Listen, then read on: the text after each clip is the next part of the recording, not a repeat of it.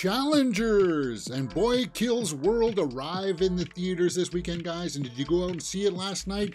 We're going to talk about which one is better, Challengers or this zany, really obscure action flick, Boy Kills World. But and welcome to Mirror Domains Movie News, your place for entertainment headlines. And indeed, this is a live news show for movie fans, where we talk about all the trending movie news headlines of the day, including what's going on with that alien Romulus movie.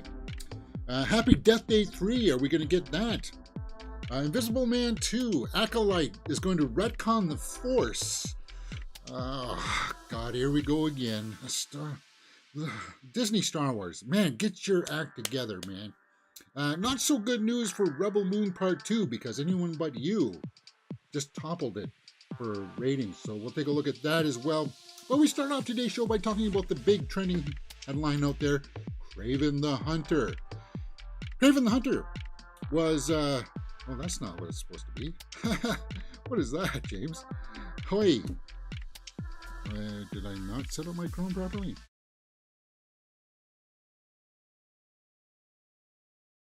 Obviously I didn't. Sorry guys, a little bit of a hiccup there. Do I have my live chat set up properly? That looks kosher. Good. All right. Take it from the top. Kraven the Hunter and Karate Kid get pushed back by Sony. This broke last night, guys. And Kraven the Hunter was a movie that was supposed to come out actually last year. It's done. It's finished. It's sitting in the can. And we got our first teaser for it. Kraven the Hunter, starring Aaron Taylor Johnson and Russell Crowe. And Ariana DeBose. Just a rabbit, whatever. Guys, this is supposed to be like a spin-off from like the Sonyverse, kind of like trying to tell, for some reason, origin stories of villains to Spider-Man. But when you watch these movies, they're not really villains doing villainous things. So I don't know what they're doing. I'm guessing because Madame Web came out this year and failed in monumental fashion, and made the studio executives go, oh, wow. We don't know what we're doing, do we? No. That's what they should be saying. We don't know what we're doing, but they're more like, I think we should delay it a little bit and let the things settle down a little bit out there. The temperaments, right? That's what they are saying, because they're stupid. The executives don't know what the heck they're doing. Of course, they can't say that. Kraven the Hunter's done. As I said, the movie's completely done. So why are they pushing it back? Let's just take a look at what their reasonings and thought processes are here. Okay, so they go on to talk about Cobra Kai as well. So I'm not going to go through the history list of how many times Kraven got pushed back, but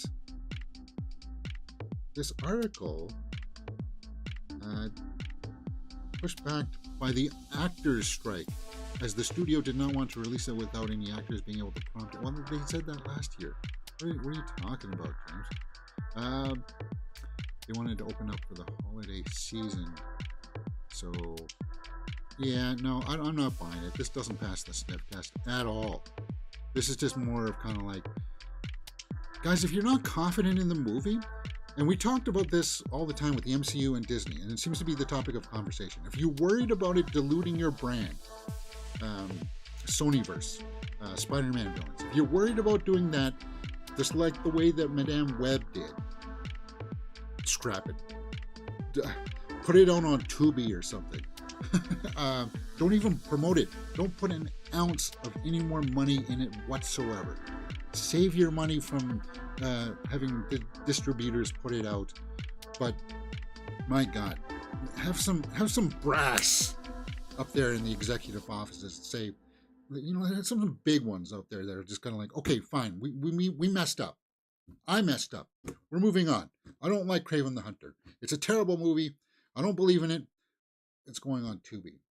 Yeah, it looks bad. But you know what? Other than us, like movie fans, and the Aaron Taylor Johnson fans, nobody's ever going to miss it. Like the casual fan base out there, they're not going to be going, oh, wait a minute. Weren't we supposed to have that Kraven the Hunter movie? Whatever happened to that? No one's going to be asking that. So, and I think for the most part, us comic book fans also will understand it now. If they pulled it off the slate and said and buried it, I think we would understand. Now there'd be some of us still like from like the Batwoman crowd. Was it Batgirl? Oh, sorry, yeah, Batgirl, the one that got canceled by WB, right?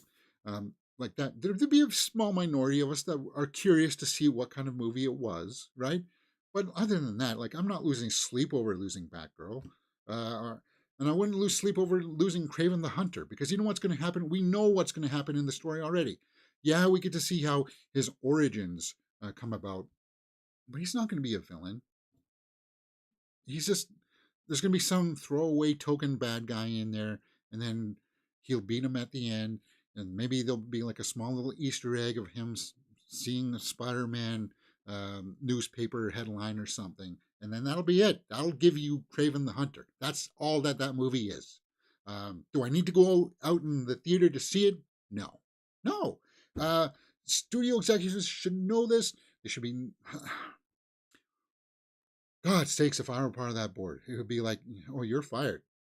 What are you talking about? And you're fired? And you're fired? We're going to bring in some people that actually know what the heck they're talking about when it comes to developing stories from other materials. And we're going to listen to what the fans are saying. Kraven the Hunter. Delayed. Not by much. It was supposed to come out in August, right? So now it's coming out in December. Hi. Whatever. What is that? It puts it up against Wicked, right? I don't know. What? And Karate Kid gets pushed to next year. That's that one that's going to have like Jackie Chan and Ralph Macchio in the same movie. So that one's still got my curiosities. But Kraven the Hunter is the big headline that everybody's going to be talking about today. So, what do you guys think about that? Let me know in the comments below, and we will talk about it. Next, we're going to be talking about the Challengers movie with Zendaya. And if you want to hear about that, stick around. It had 1.9 million at the box office in Thursday night previews. And then we'll talk about that zany action that's out right now with Bill Skarsgård. Really bizarre, but really good stunts called Boy Kills World. And I had lots of fun with it. As I said, it's bizarre. If you like this kind of stuff and you want to talk about movie stuff, come join us here on Mirror Domains.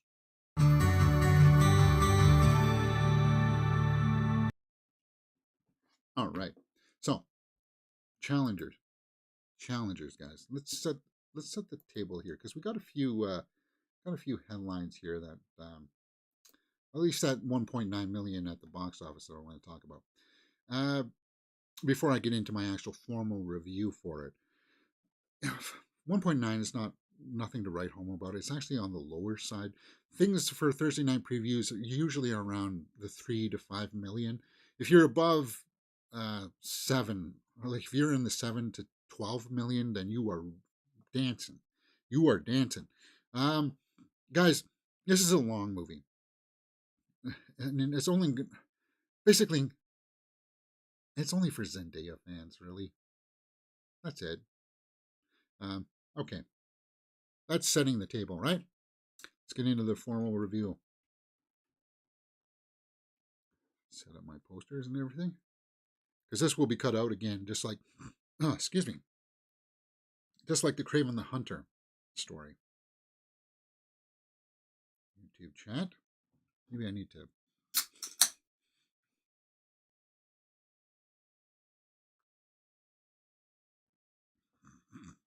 Excuse me. Okay. Do I want high energy with this one, as Byford would say? Not really. It doesn't warrant it. But we do have to talk about something, so about this movie. Let's make sure that my movie review page is ready to rock and roll. Yep, that looks kosher.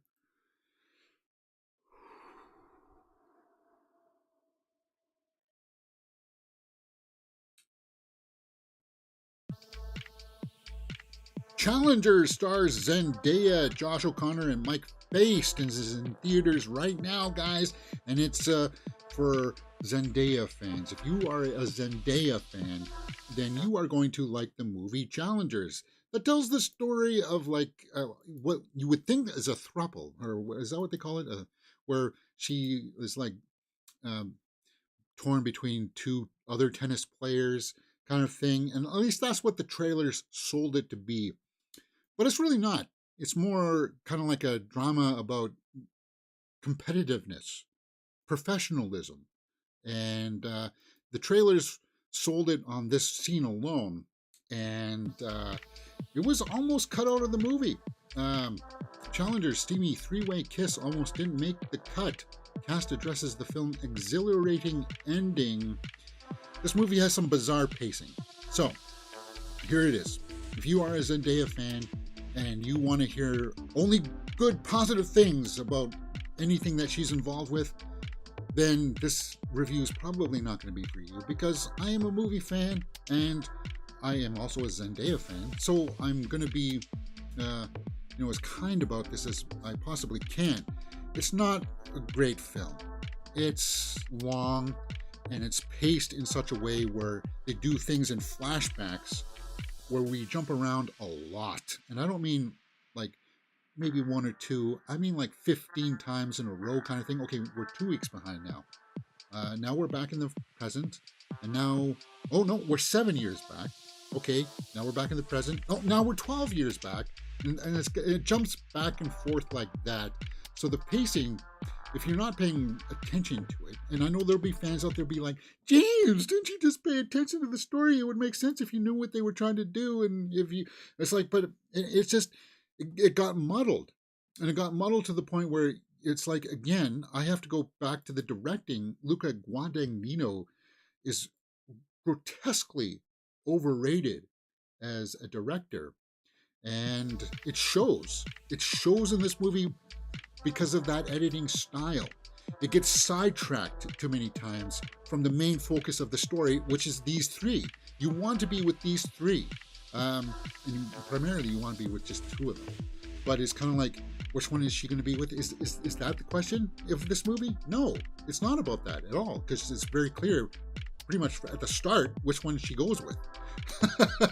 So they tell this story from the angle that there's this big match that these two start off the movie in, and it's kind of like it's built around that, where it's kind of like, okay, the match is happening in the present, but then they try to fill in the backstory from like flashbacks and stuff, which is an interesting idea.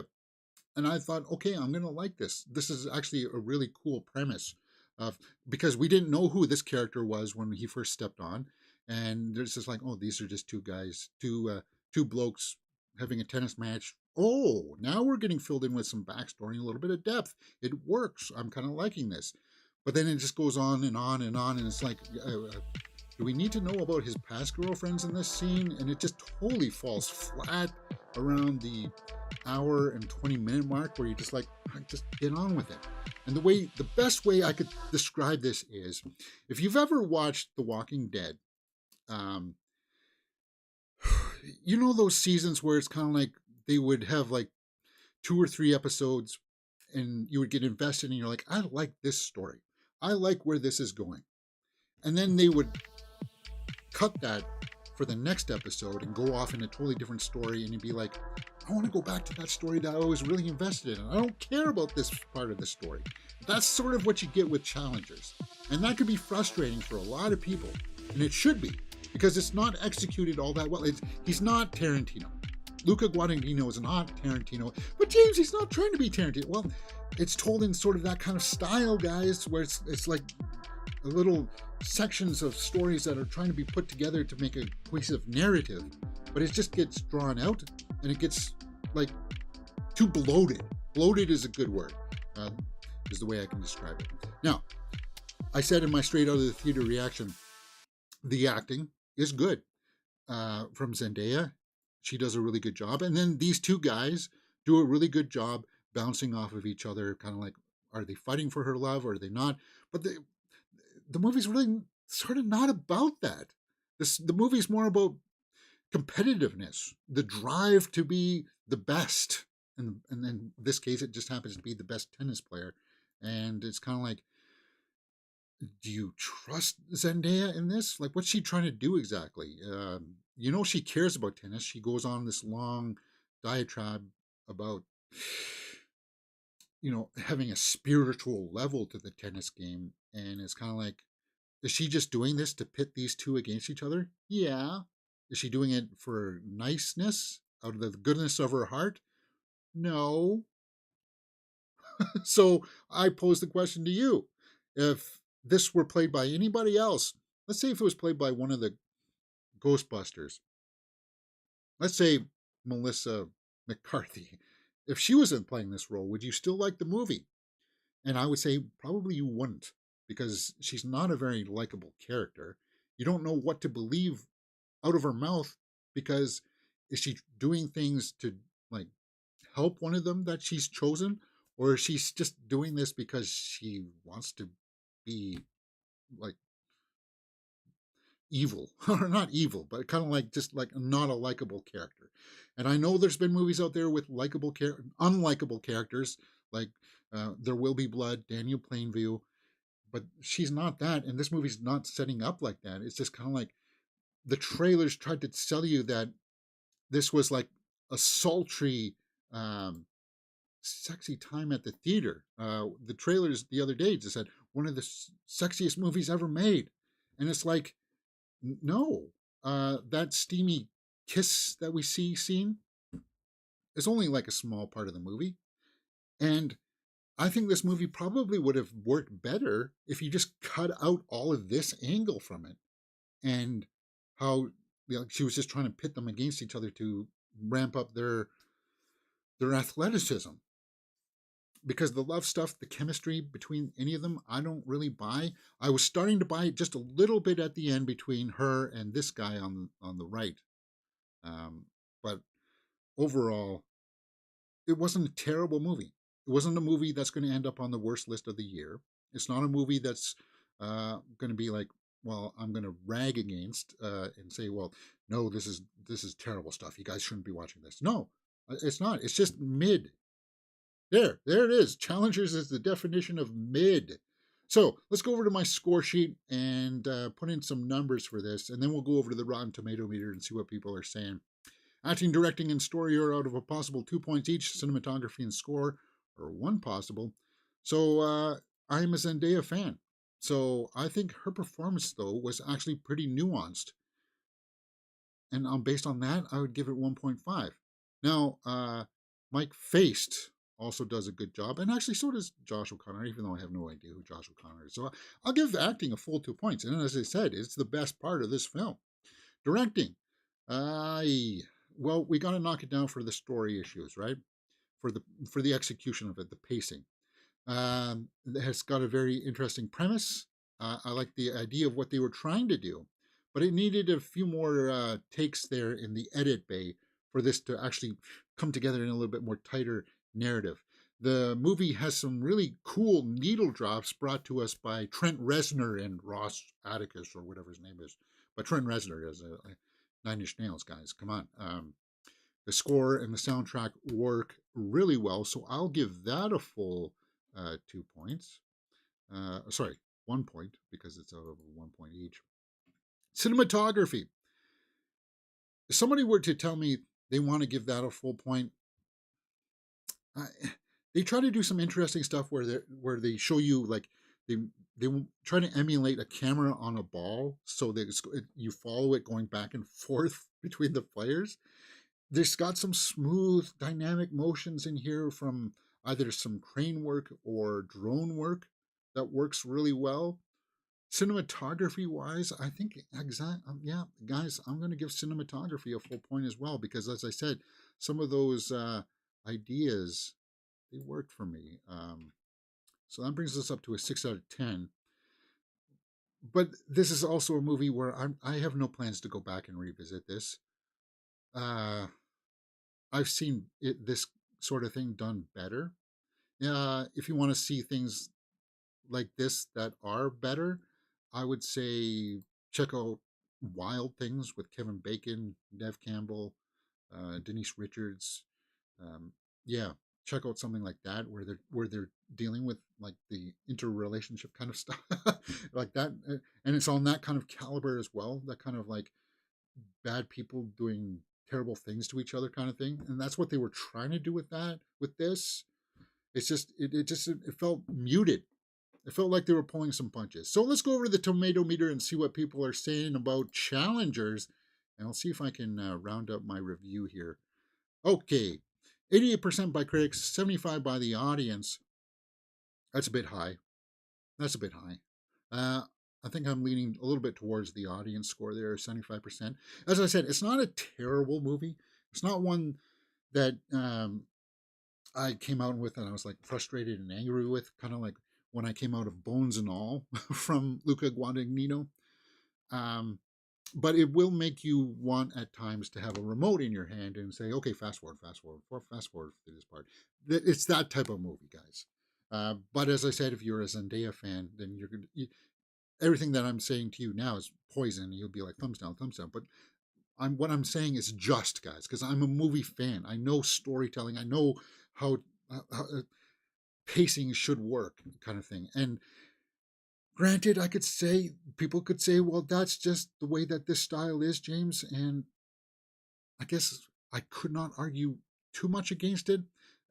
The only thing that I really have in the bag for my side of the arguments is that as I said, that it's trying to sell itself as this kind of sultry, sexy thing that it's not. It's not, guys. And I hate to tell you this, Luca Guadagnino, having people in in a locker room or in a sauna and having the guy come in and taking off his towel, standing there like that. that's not that doesn't make it sultry. It's kind of like you're just showing that because you want to see that. I've spent my time in men's locker rooms, and you know what? We like. You don't know the code. You don't look. You don't look at other guys. Eyes up. Anyway, that's just a minor thing. And I don't mean that. I'm sure somebody's going to twist that the wrong way, but whatever. Let's go down into the critics' snapshot reviews and see what people are saying about this.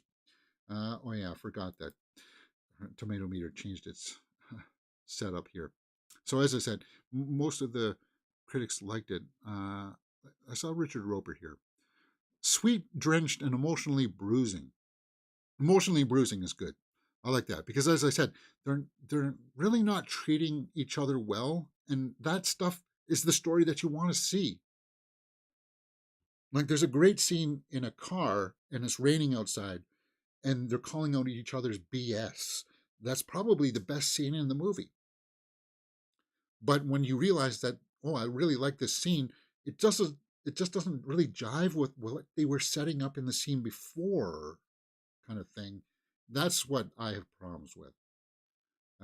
So I hope I articulated that as well as I could. David Poland didn't like it, Hop on. Whether it was the script or the talent or the director, this movie is a lot more interested in pretty pictures and close-ups of moist lips than it is in telling the actual feels emotionally and intellectually real. Well, as I said, it is stylized, and it opens up with people sweating and stuff like whatever. They're just trying to set a tone there, so that part didn't really bother me. But yeah, the locker room stuff and the sauna is like that's not. All right. The slow grind of the tennis play would not have looked as pedestrian if the romance angle had been played for heat or passion. Yeah, that's what that's what it was lacking. It was heat or passion. That's good because you didn't really believe that she liked any of them. You can understand that as a guy, guys like girls, like in like Zendaya is one of the most beautiful actresses working today, of course, and that's why I went and said, would you feel the same about this character if it was, say, Melissa McCarthy doing it or somebody else that you really didn't like? Um, People are giving it a pass because of it's Zendaya.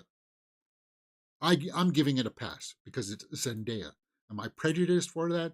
Maybe. Sue me. I just like her as an actress. I like to see her take big swings, and Challengers is a big swing, and I respect that. It just didn't work for me. It's mid tier. So, uh, while the critics were giving it an 88% and the audience is 75%, I think when I finish out my watchability factor of my movie review, it's going to put me up there, I think. Uh, Watchability factor, as I said, you're a Zendaya fan. If you're curious about the premise, you're going to want to watch it. But I don't want to revisit this. There's no scene in this other than that car scene, maybe, where I'm like, guys, I want to watch it again. Like, you know how like There Will Be Blood is like mineable. Like, you can mine that for memes. Right? I drink your milkshake. There's nothing like that in this. There's no one piece of dialogue that'll make you go, that's from Challengers. I want to check that out again. There's nothing like that. And you'll be like, well, and what people were saying in those snapshot reviews about it being pedestrian, that's what I'm talking about, right? Is that it's just mid. Um, 7 out of 10. Can I go higher? Where would I give it? To story? To watchability factor? Would I watch it again? As I said, no. So I'm sorry that I'm on the lower side here, but as I said, it's not a terrible movie. 7 out of 10 for Challengers. What do you guys think about it? Did you go see it this weekend? If you are curious about it, let me know your thoughts in the comments below. Next, we are going to be talking about Boy Kills World, Bill Skarsgård in a zany actioner, like heavy martial arts and stunt work going on in this film from producer Sam Raimi. Him just unleashing fury on a whole bunch of people. Very interesting cinematography. Come join us for that. If you like this kind of stuff, guys, and you like talking about movies, come join us here on Mirror Domains, because on top of that, we do a movie news talk show where we talk about all the trending movie news headlines of the day. And it's live, so we do a lot of live here on the channel. And if that's your bag, come join us. I'd like to see you here, right here on Mirror Domains.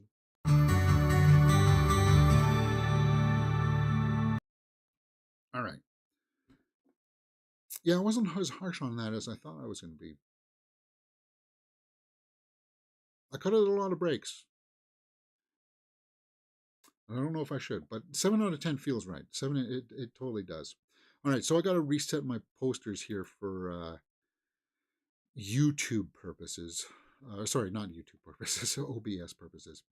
Okay, so otherwise it'll get confused between the Challengers one and Boy Kills World. So I just got to reset the posters.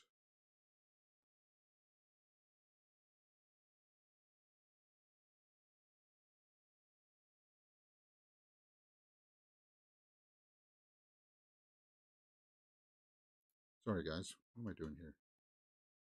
Number four. Number four, James. Four.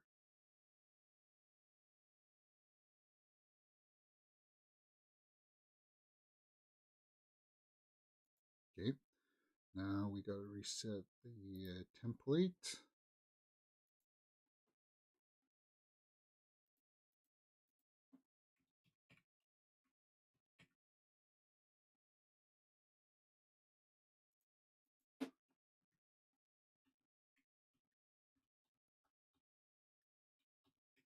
So I'm doing this on an Excel sheet. I know that there's probably a better, fancier way of doing it. It's just I got it graphed out and tied into like a table that fills out all these lines, and I just put in the numbers on the side. And for some reason, just because of spacing issues, I got to do things differently or whatever. You guys don't care about that. All right.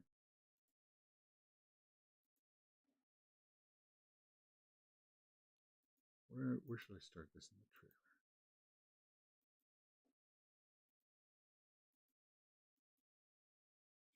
Okay. Boy Kills World.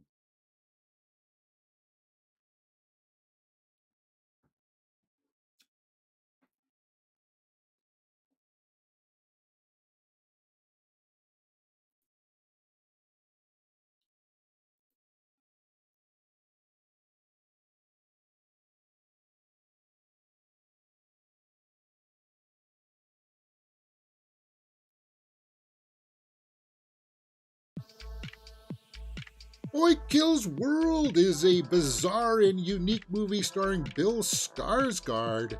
Boy Kills World, a fever dream action film that follows Boy, a deaf person with a vibrant imagination. When his family is murdered, he is trained by a mysterious shaman to repress his childish imagination and become an instrument of death.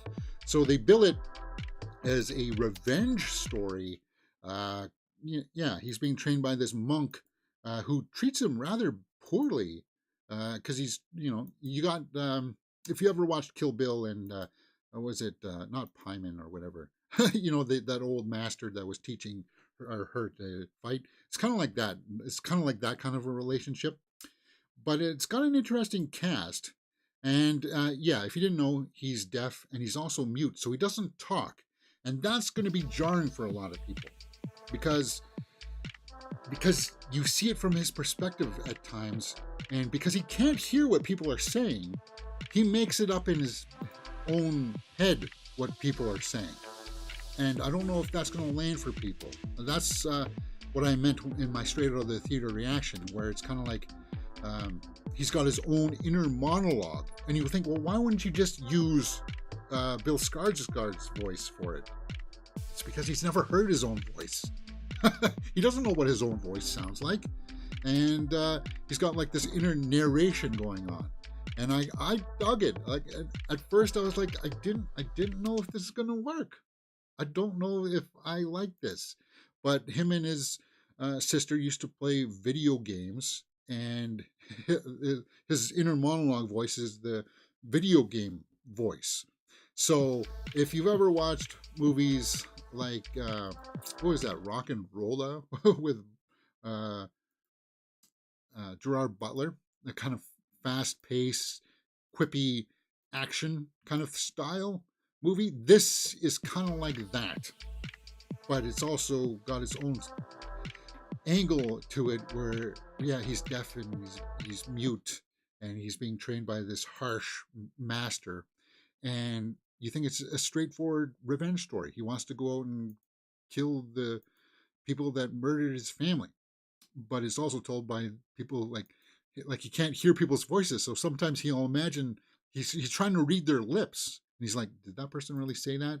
But you'll hear a voice of somebody else actually saying something. It's like, it's totally bizarre, man. It's weird. And I by the end of it, I was immersed, and I was like, okay, I like what they're doing here, from producer Sam Raimi. Now, also know this, guys, it's got a lot of action and stunt work in it that I I wasn't expecting. Like, I knew that there would be some fighting, but to the caliber that it goes to with its execution of it, you know me, guys. I'm big on stunt work. I'm big on it, and I champion it. And it was cool to see Michelle Dockery there from Downton Abbey playing one of the bad guys. She was having fun, and by the end of it, I was just going, wow, I can't believe that something this kind of grindhouse type of style thing actually works for me. And things in it, the story, the way that it unfolds, you're like, this should be fairly straightforward. Oh, I know what's going to happen here. I think I know what's going to happen here. And no, it throws a couple of curveballs in there that make you go, wait a minute. Okay. I don't know if I like. Oh, no. Actually, I do like that. This is a different story. This is different from what is being kind of sold to us in the trailers. It's got more depth. That's the right word. It's got more depth to it than I could ever possibly imagine, because there's a storyline there that his family was killed. He's got this relationship with his sister that he really clings on to, and it's kind of like learning to let go kind of thing, right? And Bill Skarsgård does a great performance in portraying that.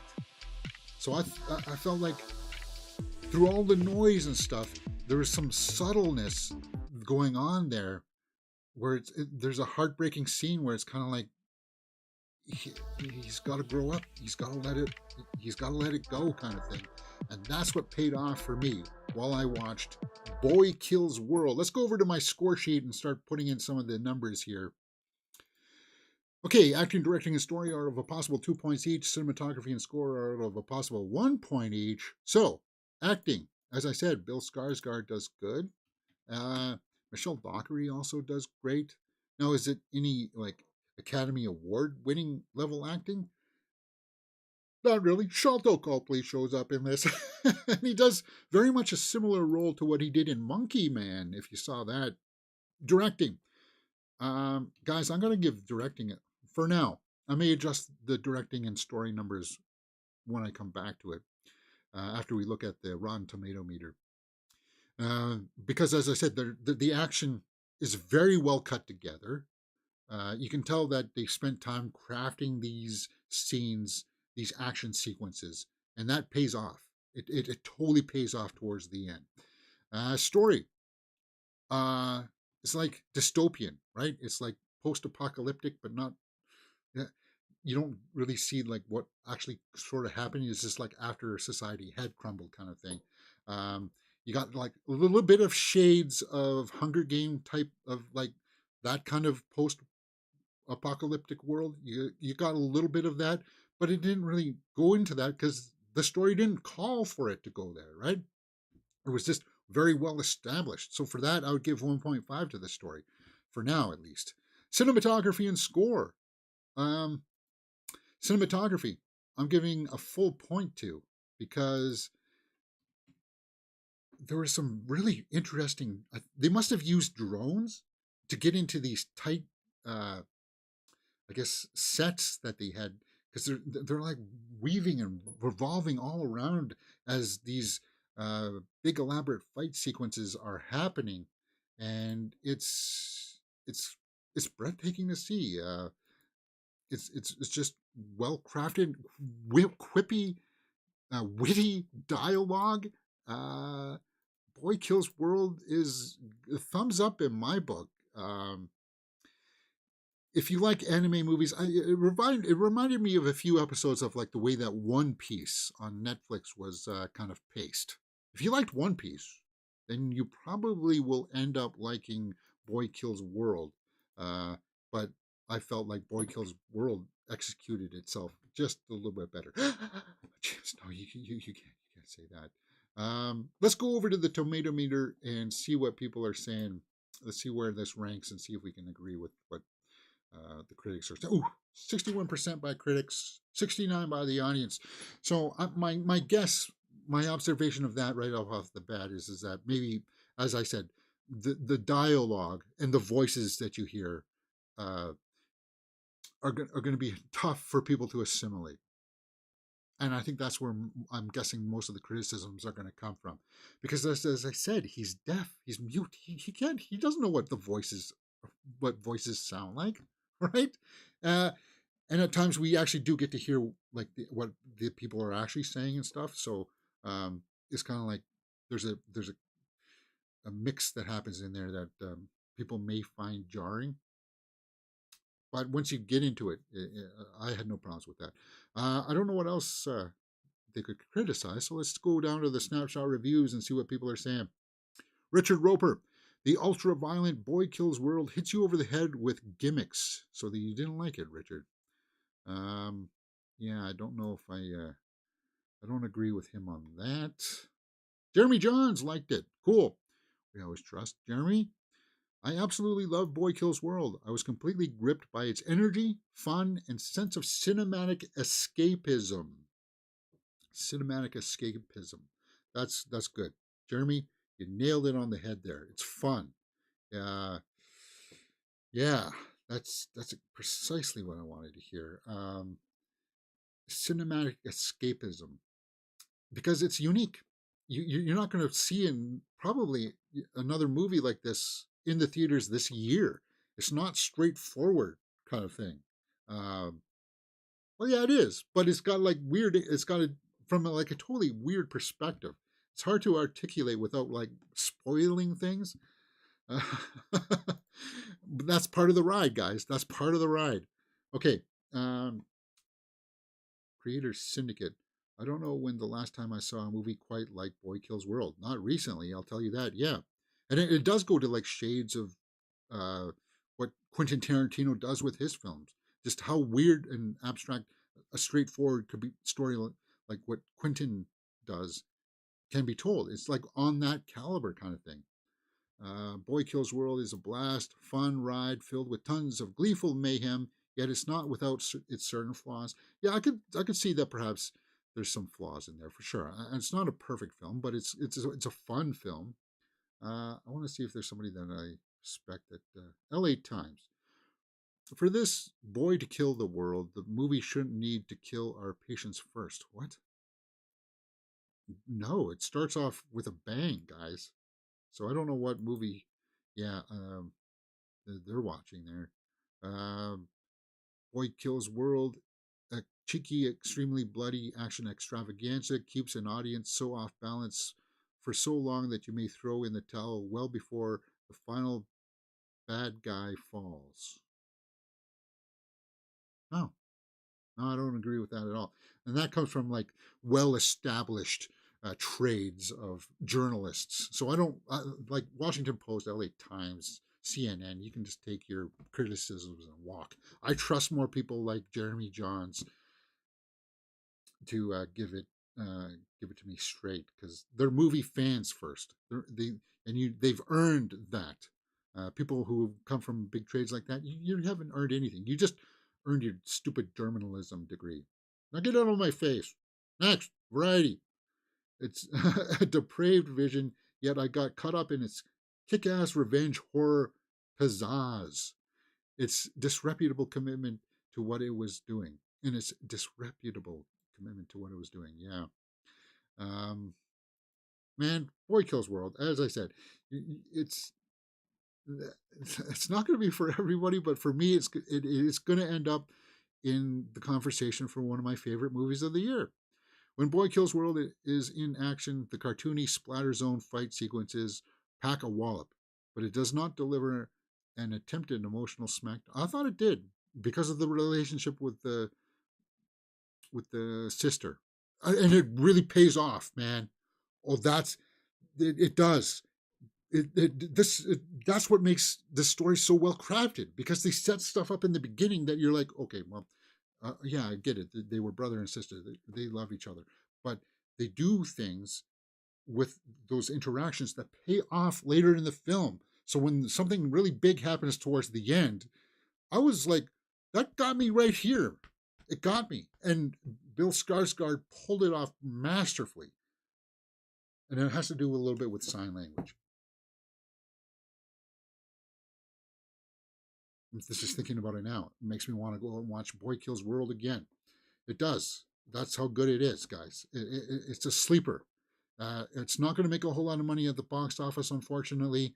And because the critics from the big trades have louder mouths than I do, it's going to just kind of fly under the radar. But I implore you to go out and check it out because it is one of the more unique films that you are going to see this year.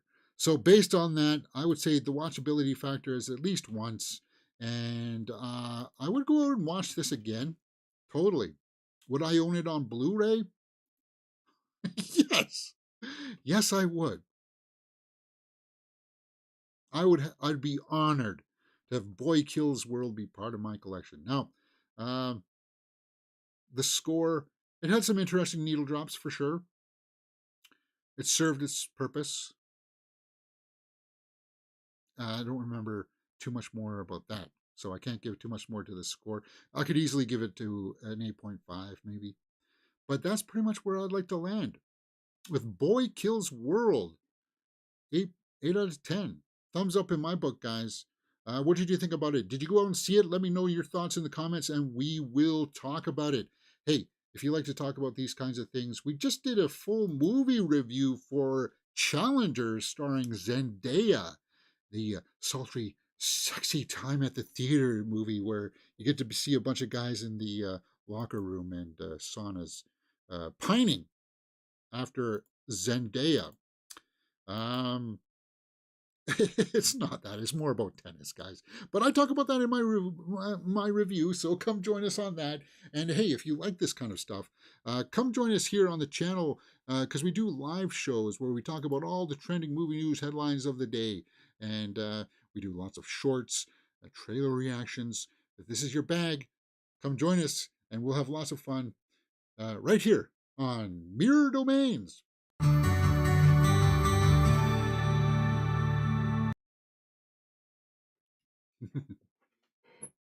Okay. Yeah, it was just a lot of fun, guys. Just it was just a real treat. Sorry, and it as I said, there's going to be a point in Boy Kills World where you'll be like, I don't know if I like this. This isn't for me because I felt that. I felt it, and then look at my review after. It wins you over. It does, and that's why I say it's worth the look. Okay,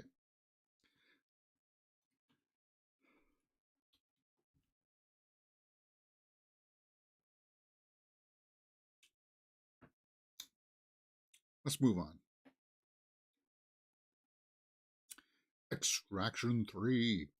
Guys, you know I like the first two Extraction movies. The first one was kind of like, oh, okay, we got a nice little action here from Chris Hemsworth. And then I really liked Extraction 2. So the Russo brothers offer updates about the active development of Extraction 3 and the Gray Man 2. Well, we could probably do without Gray Man 2. that sucks because I like Ryan Gosling and Chris Evans. But uh, talking about action, we just talked about action with my review for Boy Kills World.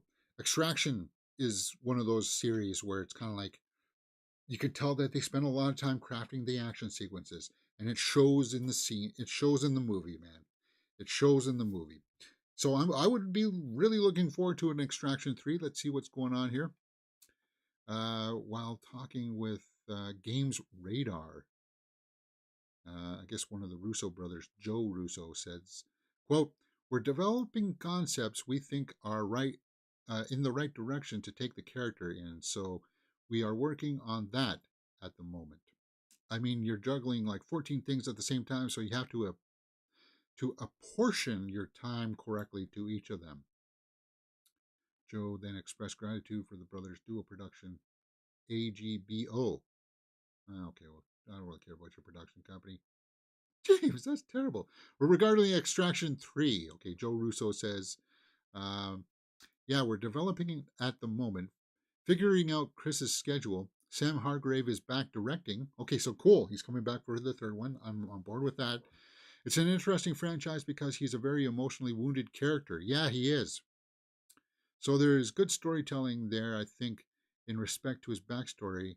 You know, his relationship to violence is one that's built around self-loathing and guilt, so it adds a lot to of texture, I think, which allows us to tell more stories about Tyler Rake, right? Hemsworth, and Hemsworth shows that, um, like, that he comes from violence and stuff, and that his tortured past comes out to like eat it eats away at him. And he has a couple scenes in Extraction 2 where he lets the audience, us, see that come out of him, and Hemsworth does a great job with that. That's why I'm championing this series so much. Why I would like to see more. I really enjoyed the Extraction movies. I can't remember the Gray Man. I think that's some sentiment for a lot of people. Gray Man was top notch. Okay, well, I guess not. uh, can't help but think that Netflix. Okay, whatever. Uh, I love the Gray Man and I love Extraction. I think Gray Man's problem is that not enough people saw it. Well, it's sitting there on Netflix. I watched 20 minutes of it and kind of tapped out. It's still sitting there. I could watch it. It's got no interest. Remember what an opening scene is supposed to do. It's supposed to get you hooked. It's supposed to get you like excited to watch the rest of the movie. And I think that had to do with the directing style. But anyway, we don't have to talk about that. I wanted to talk about it. Extraction, because not everything is perfect these days, right? Not everything's perfect for Rebel Moon 2. Anyone but you quickly dethrones Rebel Moon 2 as the most popular movie on Netflix. Yes, the Sydney Sweeney Glenn Powell rom-com. It's pretty raunchy from what I was told. I haven't watched it yet, so maybe I need to add this one to my list because I liked Sydney Sweeney in Immaculate and Glenn Powell. Thumbs up all the time, right? Make him Green Arrow, please. Why not? In the DC universe. Okay, so anyone but you already dethroned Rebel Moon 2. Critics may not love it, but audiences can't get enough of the raunchy rom-com trend. Yeah, this was out in theaters in December, late December, and it just got lost in the mix for me. Because Christmas time is a busy time for movies, guys. And rom-coms really haven't had a really good track record in the theaters lately. So and it stayed in the theater past right up till Valentine's Day, which is like a month and a half for a rom-com, and it made good bank. So people were talking about it. I just didn't get around to see it. It grossed over $219 million at the box office on a $25 million budget. So it was gold. They struck gold. So maybe I got to check this out on Netflix. Maybe I'll check it out later today. Yep, that's it. I'm watching Anyone But You later on today on Netflix. Will I do a full life watch along? I'm tempted. It just hey, Rebel Moon 2 it's not landing, guys. It's not landing. Acolyte. The Acolyte showrunner is reimagining balance in the Force. What? Quote, if you are unbalanced, the Force cannot protect you. Does that sound like you don't know what the heck you're talking about? Because it just well, it makes me kind of think about that line in Force Awakens. That's not how the Force works. Yeah. Do you know what you're doing over there at Lucasfilm? Well, we just did a story the other day. Can Star Wars recover? Can Disney Star Wars recover? And if they keep on doing stuff like this, no, it cannot. Because it sounds like you're just trying to add your own stuff into the lore that will overwrite already what's established with the lore. If you are unbalanced, the Force cannot. That's not how the Force works, man. Leslie Headland here teases the need for one to be balanced with the Force in order to protect the user in the upcoming. Yeah, no. So maybe I'm taking the quote out of context, but on the surface, PR-wise, you're just making the fans angry here. Stop doing that, Disney. Stop doing stuff that makes the fans angry. And people will say, well, James, it's just Star Wars. No matter what you're going to do, you're going to make people angry. You make people. George Lucas himself made people angry with the prequels. But the prequels have won an audience over, guys. They're not as hated as much as people thought that they were. In the early days on YouTube and stuff, Red Letter Media capitalized on the older generations, kind of like, ugh. But you know those criticisms of like that he made, Red Letter Media, they don't really stand the time.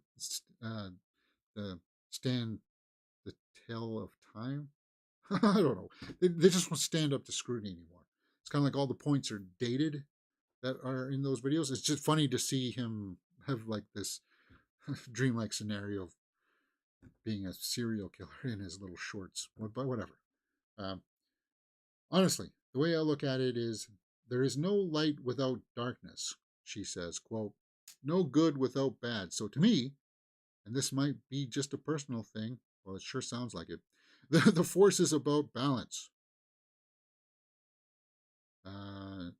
Actually, I would say no. It's not just a Marvel superpower. The Force sensitive are using telekinesis because they're special, powerful people. No, that's not what Qui-Gon would think. And that's not, Qui-Gon would never say that. Because out of all what the genius of what Lucas did with Qui-Gon is that he was telling us Qui-Gon seems to be the only Jedi out of all the Master Jedi that seem to understand how the Force really works. Everybody thinks that Yoda was this great Grand Master, but Yoda is just as culpable for allowing all of the bad things to happen to the Jedi because of his old, stubborn ways. That's how well crafted the prequel stories were. It's because they've achieved balance. No, they have not. They have not. They were unbalanced. That's how the dark side was able to rise. As Yoda says, my ally is the Force. So the idea of a separation from that was really interesting. If you are unbalanced, the Force cannot protect you. Well, then you're like, you just don't, do you not understand this? Yes, Yoda was wise in a lot of things, but his perspective of things was like that was the point. His hubris. He like by the whole definition of it, Yoda was not balanced. He thought that he was, and that's what allowed the dark side to rise. And my argument, my retort to the Force is about balance. I would say the Force is more about like a cycles. There's always going to be dark side. There's always going to be light side, and it just goes over and over and over again because you can't have one without the other. That's the point of it. So if you are unbalanced, the Force cannot protect you. Um, are you saying that all the Sith were like not being able to be protected by the Force? Like, what are you saying exactly with that? It sounds like you've had this idea of your own that you're trying to inject onto the Force, and I've made arguments about that before. Like, people have these own ideas of their stories, and they're like, I can maybe make that into a Star Wars thing with a little bit of finagling. It's like, no, this is just going to make people angry. Um, yeah, so I don't buy it. I don't like it. The Acolyte. Um, this is not a good direction to go in. So I'm not on board with that. Um, at this point, guys, I don't know what's going to save Star Wars. I know that there's some stories going around there that saying that George Lucas himself is going to make a return to Star Wars, but those reports, I haven't been able to like substantiate with any kind of like serious source. It's only sort of like hearsay as of right now. So I'll embellish that when it gets a little bit more substantial. Um, like even if he did come back, like I said in my little video the other day, even if he does come back, or even if you use his stories and make those while he's here, guys, utilize him, and don't worry if it offends people who really like Star Wars 7, 8, and 9, because they'll still have those movies. You can still have those movies, but we're also going to make like an Elseworlds. This is what could have happened from George Lucas's stories, movies. That's what I was trying to drive home. Make those. The reports were saying that he wants to go back and go to the point where the Jedi were starting to learn, or like Force sensitive people were trying to craft it into like a martial arts Jedi discipline type of thing. And if George wants to do that, then fine. I'd be on board with that too. But yeah, I'm not on board with those retcons. What do you guys think? Let me know in the comments below. Alien Romulus. Let's move on. Alien Romulus behind the scenes footage shows Fede Alvarez playing with an RC facehugger, real time facehugger. So I guess they built like a animatronic. Yes. Oh god, that's creepy. Yeah, that's eerie. Is it as fluid as say something like Stan Winston would create? No, but it's kind of hard to. Well, Stan Winston was a legend. He's the master. He's the grandmaster, right? Grandfather. Yeah, that looks creepy, spidery. Good work, guys. I'm not going to take that away from you. Like it's good work, but it's kind of like cool. Next. Happy Death Day to You. 3. Jessica Roth remains hopeful for a sequel, just waiting for the studios to sign off. So I liked the first Happy Death Day. I thought it was a lot of fun, kind of like Back to the Future meets Scream. Who's the killer? Can we go back in time and save everybody? Yeah, I like that mix up. Happy Death Day 2 took it to another level with all of the time travel stuff and took it in a much more sci-fi angle than I thought it would be. But I also enjoyed that movie as well.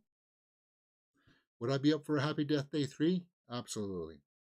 So, Chris Landon, Jessica Roth said to Screen Geek, quote, well, I can say Chris Landon has the whole thing figured out. We just need to wait for Blumhouse and Universal to get their ducks in a row, but my fingers are crossed.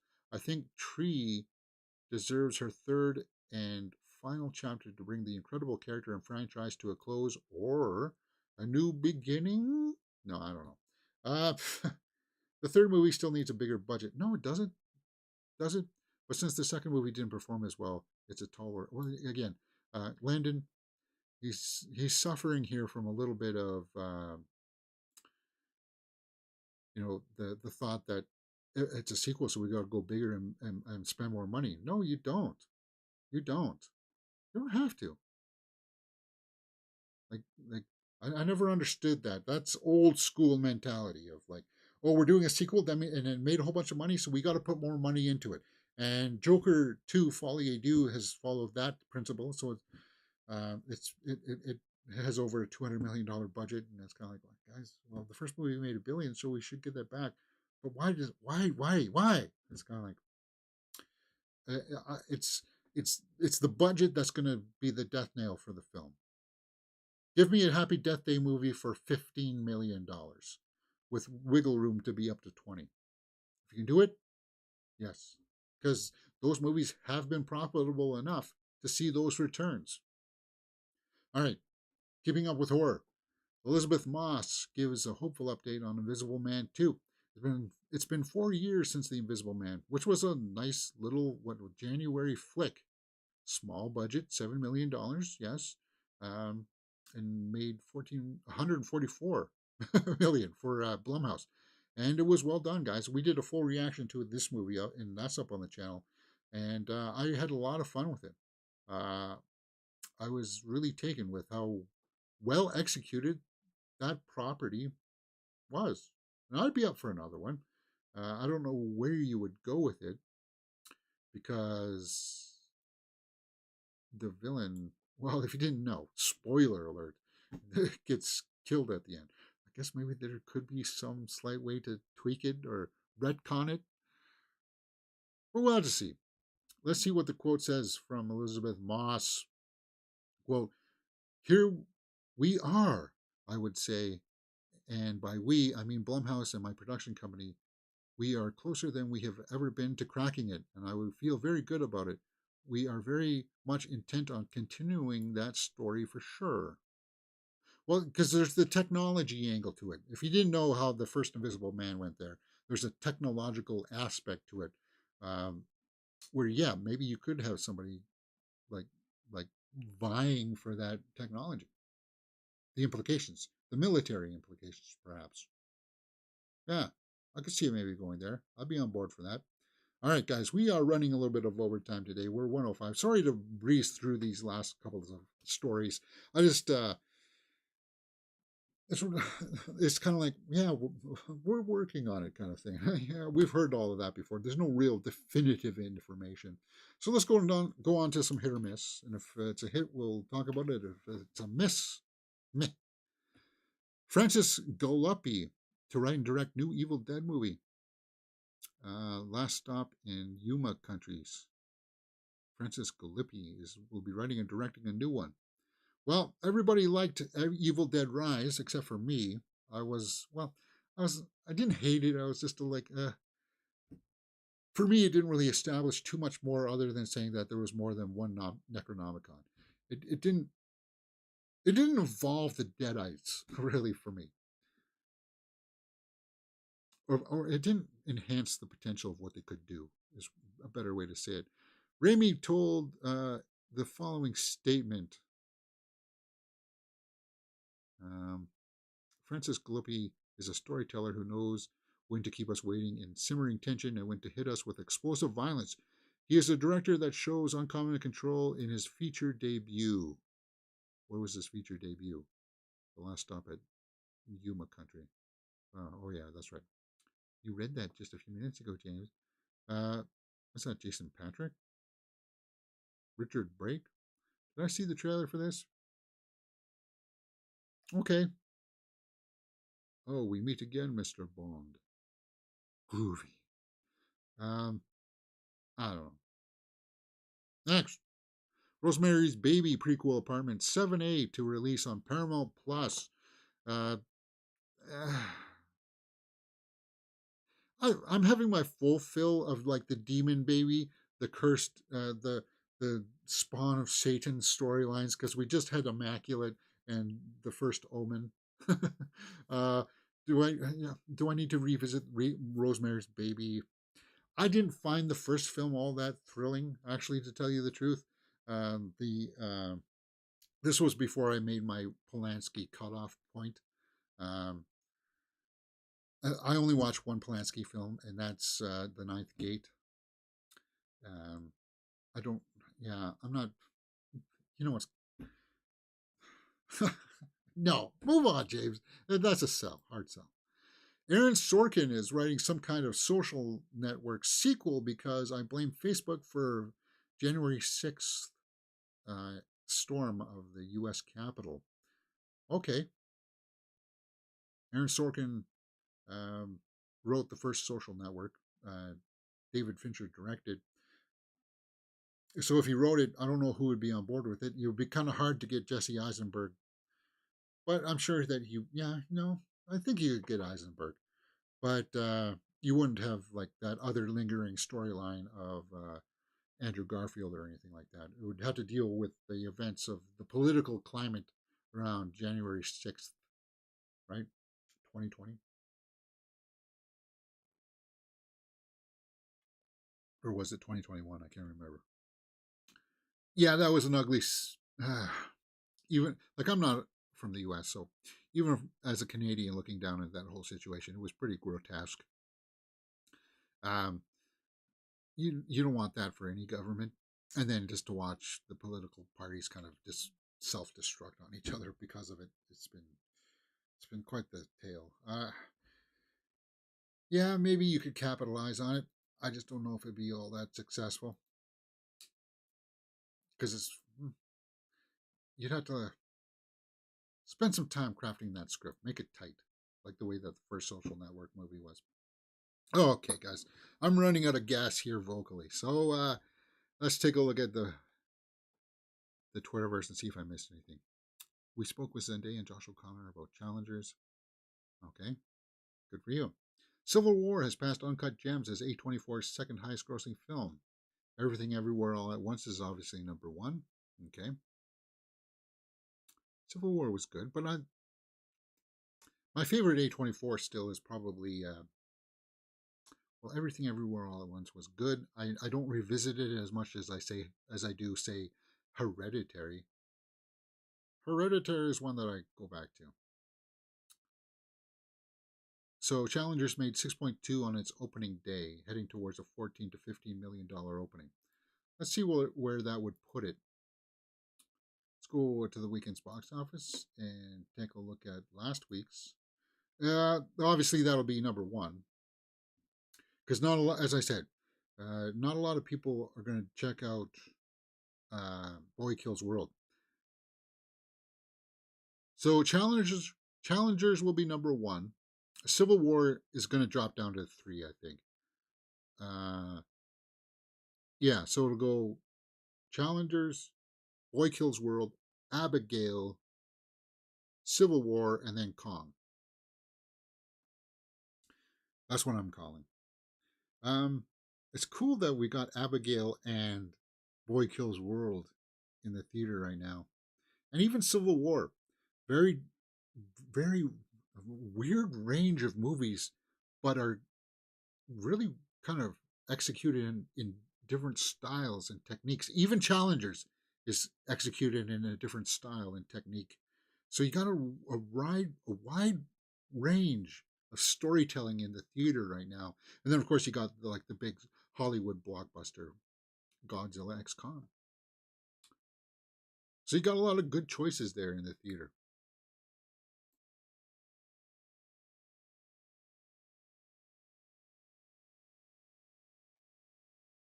Kraven the Hunter being pushed back.